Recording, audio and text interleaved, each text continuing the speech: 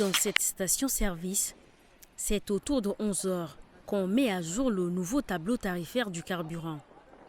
Le 13 juin, face aux conseillers nationaux, le Premier ministre Alamaï Halina a annoncé la baisse des prix du carburant à la pompe. Une réduction de 30 francs sur le super qui se vendait autrefois à 730 francs. Mais ce matin, les usagers ne semblent pas tous satisfaits. La baisse de prix de 30 francs, ça ne nous arrange rien. Au moins que le prix d'avant qui est à 518 francs, c'est mieux. Nous, la population, notre souhait est qu'ils ramènent à 530 ou à 500. Là, ça peut être bénéfique à la population tchadienne. Les 30 francs, quand même, ça aide. Si le gouvernement réduit, ça aide, ça va aider un peu la population. Je crois que cette décision-là n'a pas de sens. Ça ne nous arrange même pas du tout. Au lieu de diminuer à 550, 600 francs, je crois que ça nous arrangerait un peu. Si de l'autre côté, on s'attelle à mettre en exécution la décision du chef du gouvernement, ici, comme dans la plupart des stations-service, on traîne encore les pas. Et la raison est simple. On nous a dit de diminuer le prix. Il n'y a pas eu, devait nous donner un délai un peu avancé pour qu'on puisse épuiser ce qu'on a dans notre kiff. Parce qu'on a acheté avec un prix élevé, pas avec le prix que le gouvernement vient de dire. On ne peut pas faire aujourd'hui, on peut faire baisser 20 francs, c'est trop. Tu vois, l'essence de 5 francs ou 10 francs seulement. Pas plus que ça. C'est ça notre souci. Le carburant à la pompe se vendait à 518 francs quand le gouvernement de transition de Dr Succès Masra passe le prix à 730 francs. Une spéculation qui a fait grand bruit. Mes documents ne sont pas au complet. Pour vous dire vrai, en fait, je pense que c'est la fiche technique qui est à jour. Ma douane est à jour aussi. C'est l'autre, l'assurance. L'assurance est terminée, je ne l'ai pas encore renouvelée. Mais je compte aller quand même. Il a jusqu'à le 25 juin pour se mettre à jour, comme l'exigent les autorités. Dans un communiqué, la police et la douane nationale ont sommé les détenteurs des engins à 4 roues d'actualiser les pièces afférentes, notamment le dédouanement, le permis de conduire, la fiche technique, l'assurance. En 2 semaines, ce délai ne fait pas l'unanimité. Le délai de 25, ça ne nous permet pas, franchement dit. Parce que ça nous prend du temps. Mais un délai de 1 mois, ce sera bon. Ça ne nous arrange pas. Donc il faut que le gouvernement revoie sa décision. Et même s'il s'agit de faire même là, il faut voir alléger certaines choses pour que la population bénéficie avec eux.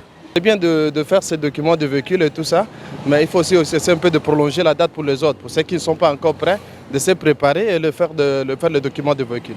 Et pour mettre en application ces décisions, une force mixte sera composée de la police et des militaires.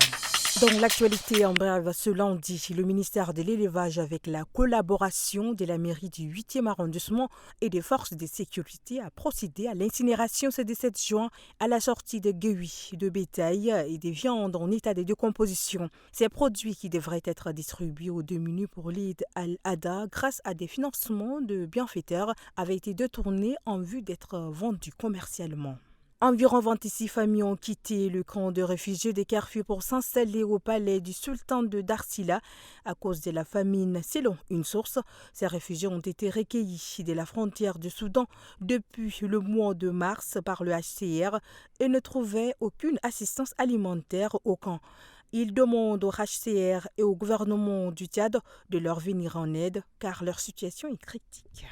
Le secrétaire général du ministère de la Santé publique, Daoussou Guidaoussou, a ouvert ce lundi les travaux de l'atelier d'organisation d'une séance d'exercice de simulation sur table relatif au choléra. Objectif, évaluer la capacité de riposte du Centre des opérations d'urgence en santé publique à une éventuelle épidémie de choléra. Cet atelier est organisé par le Centre des opérations d'urgence en santé publique du ministère de la Santé publique en collaboration avec le projet régional de renforcement du système de surveillance des maladies en Afrique avec l'appui de la Banque mondiale. Et pour clore cette actualité en bref, le ministre des Affaires étrangères Abdrahmane Koulamala a reçu en audience ce lundi Patrick Youssef, directeur régional des opérations du Comité international de la Croix-Rouge, pour discuter des divers dossiers humanitaires d'intérêt commun. Cette rencontre a permis d'aborder des sujets essentiels tels que la prise en charge des réfugiés et des déplacés internes, le soutien aux populations vulnérables, le renforcement de l'état de droit ainsi que l'amélioration des réponses humanitaires en matière de santé, d'eau, de sécurité alimentaire, notamment en faveur des réfugiés à l'est du pays. Ce matin, c'est au tour de Solina Nangadoumadi de se substituer au professeur. On va traiter l'exercice numéro 1. Ok? Ok. Un cours important pour les élèves de la série D.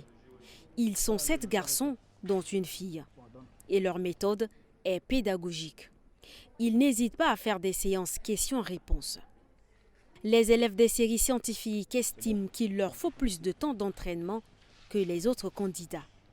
En dehors de ces séances de groupe, chacun d'eux continue le travail en solo.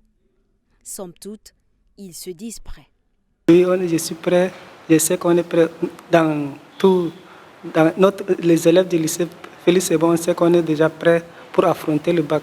Mais je pense que le bac au lycée Félix Sebon, on sait que cette année, on aura le réussite au lycée, ça serait succès. Même si ce n'est pas 100%, on aura 98% du bac. Selon le calendrier de l'Office national des examens et concours du supérieur, ONEX, les premières épreuves débuteront le 24 juin, soit une semaine à compter de ce lundi. C'est une promesse phare du chef du gouvernement, Alamaï Alina, à l'endroit de la jeunesse. Le nouveau Premier ministre a annoncé avec fracas l'ambition du Tchad d'organiser la Coupe d'Afrique des Nations à l'horizon 2034. Une déclaration qui a fait des heureux dans le milieu sportif, mais pour l'expert du domaine, la possibilité pour le pays des Sao d'accueillir cette prestigieuse compétition continentale est faible. Le Tchad n'est pas le Qatar qui est capable de pousser des stades comme des champignons. Et nous devons d'abord prendre étape par étape, finaliser le stade de Mamadouya, les 11 chantiers des stades qui sont dans les provinces, petit à petit avoir une fédération digne des noms, mais aussi un plan de développement, organiser les états généraux des sports, et toutes ces recommandations doivent être prises en compte par les différentes parties prenantes. La Coupe d'Afrique des Nations, les Tchadiens rêvent. Les Sao, l'équipe nationale de football, n'a jamais atteint la phase finale de la compétition.